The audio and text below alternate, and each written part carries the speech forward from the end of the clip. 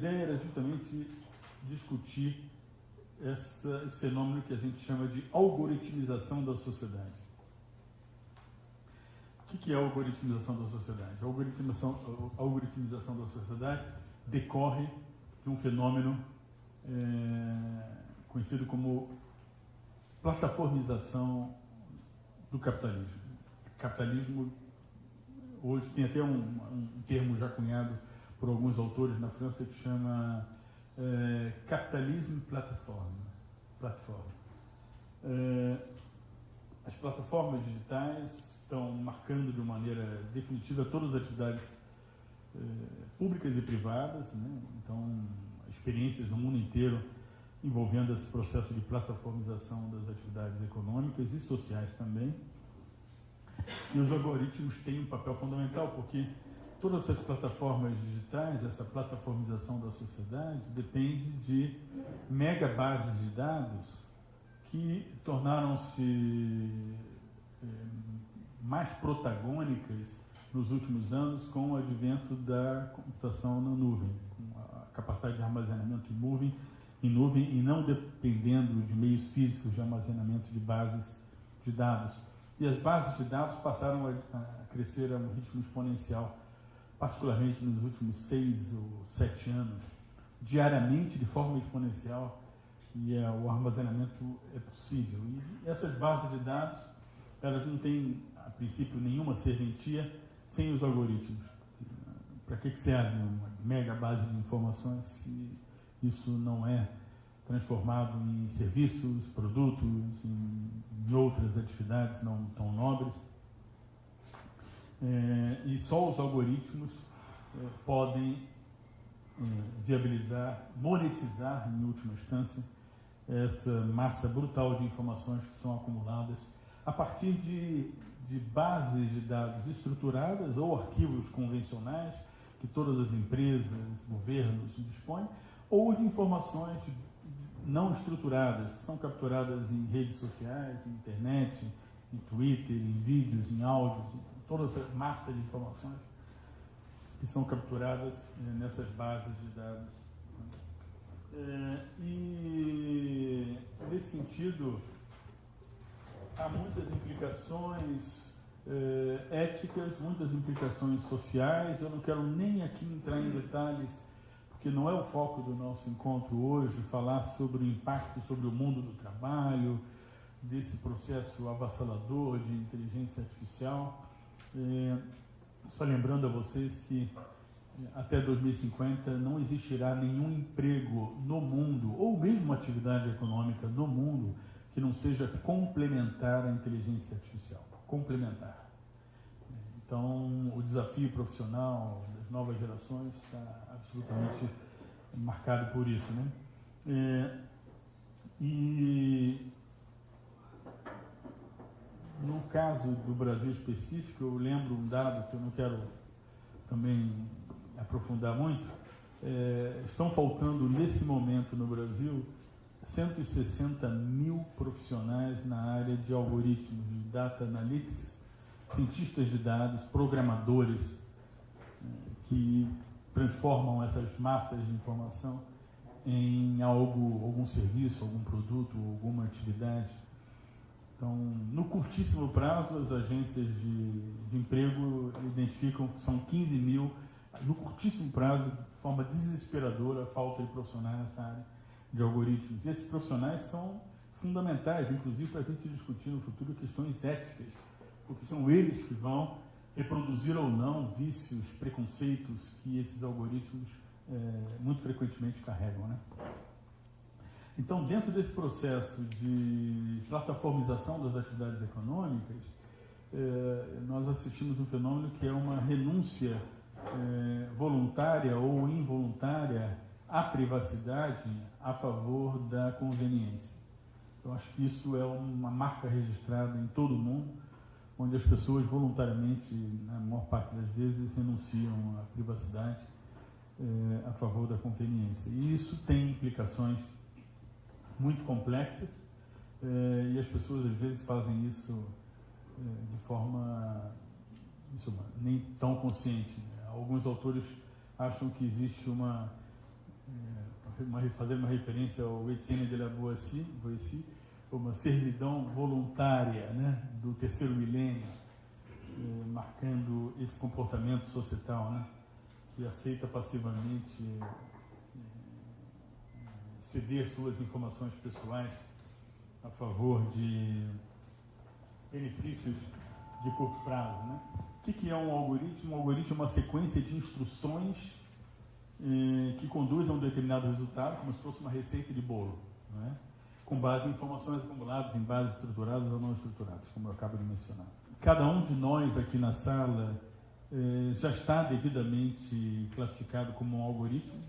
Eu estou vendo aqui vários algoritmos, né? Já deixamos nossos rastros em todas as manifestações que fazemos nas redes sociais, nos e-mails, nos vídeos, nos áudios, na própria navegação, nos mecanismos de busca, nas conexões, nos twitters. E esses rastros estão irreversivelmente mapeados. Quer dizer, não dá para reverter. Se alguém tiver a ambição de rejeitar essa perda de privacidade, não há como fazer. É praticamente impossível, em que pese alguns países terem aprovado legislações muito interessantes. Em alguns países, acho que na Alemanha, o right to be forgotten, o direito de ser esquecido das redes sociais, o droit à l'oubli na França, né? E também a regulamentação europeia e a regulamentação no Brasil com relação à proteção de dados, né? Mas tudo isso dificilmente terá capacidade de apagar os nossos rastros, se nós assim o desejássemos, né? Então, nós nos tornamos todos identidades digitais. Já se tornou impossível que nós mesmos controlarmos a nossa identidade digital. Nós temos total impotência em relação a isso. Ou seja, cada ser humano se transforma em um documento. Estou vendo aqui vários documentos. Nós somos documentos. Como qualquer outro documento. Nós estamos documentados. E esses algoritmos que nos classificam, que nos definem, eles são muito frequentemente opacos, mas são eles que estão governando o mundo. Eu tenho um livro na França de um autor que é professor da Universidade de Nantes, que fala esses algoritmos que nos governam, né? O outro que fala vivemos em uma algocracia, ditadura dos algoritmos. E o reconhecimento de que as plataformas digitais elas têm serventia, obviamente, no consumo, nas atividades econômicas, nos serviços, mas têm um notável poder também político nas democracias, exercendo aquilo que alguns autores chamam de influência algorítmica na opinião das pessoas. A gente vai falar também desse assunto aqui. No caso dos Estados Unidos, todos conhecem o episódio da eleição do Trump e também o Brexit e outros episódios mundo afora. Já reconhecidamente conhecido o fato de que a Cambridge Analytica traçou o perfil de apenas 230 milhões de pessoas. Obviamente ela não atacou, não teve como foco essas 230 milhões de pessoas, focou apenas no público que julgava estrategicamente relevante para a eleição do Trump, né? E dando algum empurrãozinho em ideias que poderiam ser classificadas como manipuladas. Então, os algoritmos eles filtram determinada representação do mundo de acordo com a conveniência. Segundo pesquisadores da Universidade de Cambridge, esse cara da Universidade de Cambridge estava em Davos em janeiro, e aí essa declaração dele depois reverberou no mundo inteiro. Com 100 curtidas de Facebook é possível prever a origem étnica, a orientação sexual, a opção religiosa, a tendência política, seu nível de inteligência, se você usa substâncias que causam vícios ou se tem pais separados.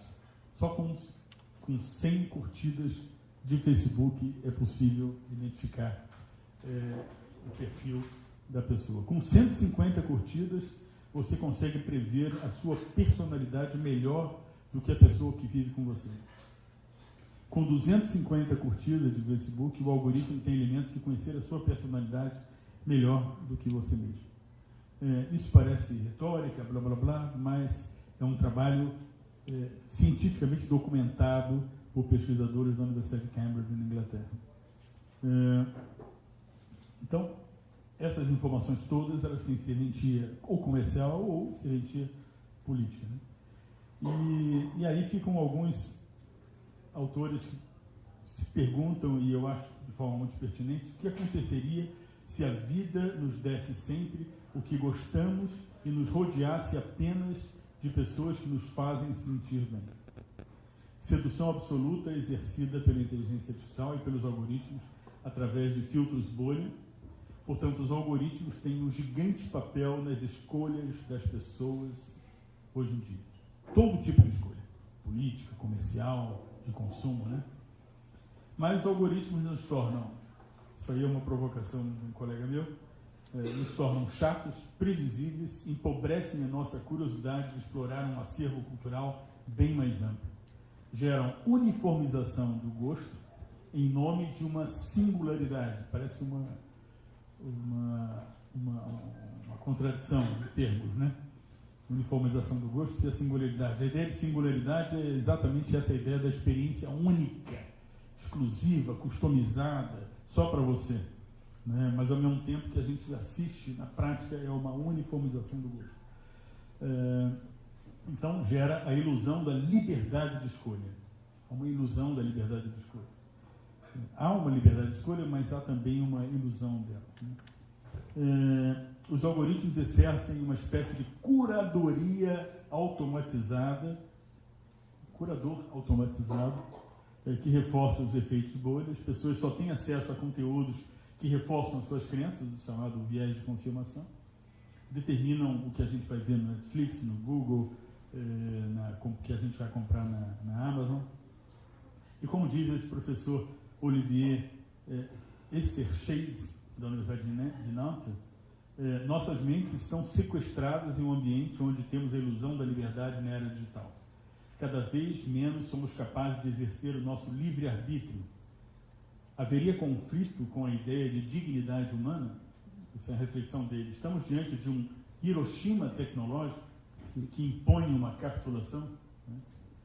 São reflexões provocativas, mas acho que tem a ver com o nosso encontro de hoje. Ao mesmo tempo, tem um lado bom. Os algoritmos também vêm facilitar a vida, melhorar a vida das pessoas. Olha, os carros autônomos, não existiria carro autônomo sem os algoritmos, né? Fundamentais. Cidades inteligentes, com uso racional de recursos. Isso aí, eu estou muito envolvido em algum projeto ligado às Smart Cities. Gestão do meio ambiente, questão ambiental, combate à criminalidade, fundamental ao algoritmo. Sem algoritmos não adianta, você tem uma massa brutal de dados que podem ter serventia e eficiência no combate à criminalidade. Planejamento e monitoramento da saúde pública, sistemas educacionais também avançando com o uso de algoritmos, né? A Cruz Vermelha é um dos maiores usuários de inteligência artificial, de algoritmos, para prever necessidades alimentícias em determinadas regiões do mundo. Então, esses são aspectos interessantes, eu acho. Mais impressionante, para concluir, a Suécia está na iminência de anunciar, essa informação eu soube a partir de amigos suecos, está na iminência de anunciar o fim do recenseamento, do censo. Não haverá mais censo. Censo social, visitar a porta das pessoas, a casa das pessoas, saber quantos habitantes, então, na medida em que o governo sueco já dispõe de informações mais do que abundantes para a tomada de decisão pública, decisão de políticas públicas em geral. Então não precisa de censo. Faz o menor sentido, e a Islândia e a Estônia também serão os países que na sequência vão anunciar o fim do recenseamento, né? Mas ao mesmo tempo nós temos aqui pessoas que vão certamente falar sobre isso, múltiplas implicações legais, implicações econômicas, do mundo do trabalho. O mundo do trabalho, eu gosto sempre de mencionar o fato de que quem é o patrão do motorista de Uber? O patrão dele é um algoritmo. O algoritmo é o patrão dele. Não tem patrão físico. Ao mesmo tempo, eu vejo as iniciativas em escritórios de advocacia, departamentos jurídicos de grandes organizações financeiras que estão hoje abrindo mão de 500, 600 advogados para trabalhar com 20 advogados, na medida em que o Watson da IBM ou o Cortana da Microsoft, eles são capazes de olhar mais de milhões de processos jurídicos contra instituições financeiras e analisar. Quando chega um novo processo, o Watson automaticamente já indica, olha, esse processo, você banco tem 7% de chance de probabilidade de ganhar essa causa. Para você ganhar essa causa, você, por favor, se direcione à comarca do Rio de Janeiro com esses argumentos, que aí você tem alguma chance de ganhar. Se não, joga para prejuízo, porque 7% apenas de chance. Apenas para dar um exemplo. E o último uso de algoritmo também, agora já na indústria bancária, eu vejo particularmente no banco digital do Bradesco e outros do Itaú, certamente, você abre a conta fazendo o seu selfie do seu rosto, sem nenhum contato com qualquer funcionário da organização, e você coloca suas informações. No outro dia, eu vi a demonstração de um colega meu que chegou para o celular dele e falou assim: Bia, transfere R$1.500 para a conta da Dora. E na hora já aparece, está cadastrado a Dora, não chegou ainda, né? Então, Bia, que é Bradesco Inteligência Artificial, Bia, como está a minha posição de previdência privada? E automaticamente aparece informação já, inclusive com sugestões alternativas e tudo isso. Estou apenas mencionando isso, não passando. Mas também os algoritmos têm aspectos complexos, como eu mencionei, o uso de armas letais sob a forma de drones, que algoritmos são capazes de identificar um suposto risco, um inimigo determinado. Isso é uma coisa que está sendo combatido e discutido no lado oeste do mundo inteiro. Mas os algoritmos também podem ser educados no plano ético. Eu acompanho de perto o que está sendo feito no Watson da IBM. Já há uma abundante evidência anedótica de reprodução de preconceitos na sociedade via os algoritmos. Então, o Watson, por exemplo, ele já identificou 180 preconceitos que os algoritmos incorporam, e ele o próprio algoritmo, ele já, com um mecanismo de aprendizado, com machine learning, ele mesmo se reeduca, ele reaprende, ele aprende e tenta corrigir esses preconceitos na medida do possível, na concessão de crédito, nas agências de emprego, no reconhecimento facial, na oferta de imóveis, ou mesmo na definição de penas para presos. Os algoritmos hoje definem qual é a dosimetria adequada. A China é o país do mundo que mais avança do ponto de vista de inteligência artificial, muito à frente da velocidade de crescimento.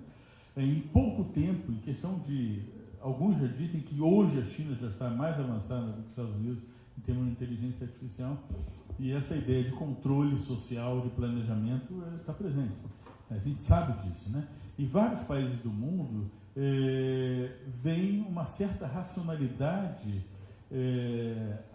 até mesmo na gestão dos usos dos recursos públicos, dos recursos dos bens comuns, né, ambientais, também nesse controle. O controle é uma coisa que pode ajudar bastante a sociedade, mas a preocupação é como isso vai dialogar com regimes democráticos, abertos, onde possa haver, de fato, a sociedade possa participar. Ao contrário, eu acho que o próprio capitalismo ele vai em busca utópica desse controle, dessa otimização de recursos. Isso é normal. Eu vou dar só um exemplo assim, meteórico.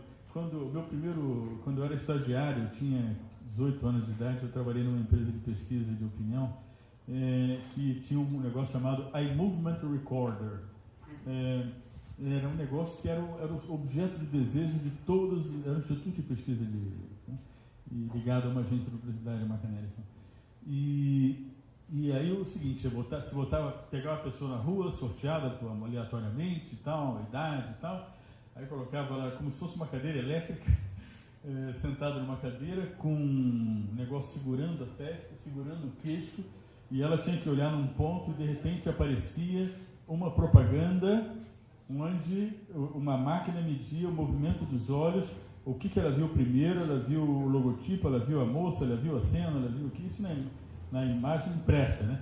E também no filme publicitário, quando a pessoa olhava a cabeça. Então, era uma máquina para medir o movimento dos olhos das pessoas. Isso, olha, eu não vou dizer quanto tempo, mas 40 e poucos anos atrás. Então, imagine só, o sonho do capitalismo é o sonho do controle de todas as informações possíveis e imagináveis dos seres humanos, para que eles possam otimizar as suas campanhas publicitárias, as suas vendas. Só que a questão relevante é que todas as tecnologias, elas têm um papel hoje na política.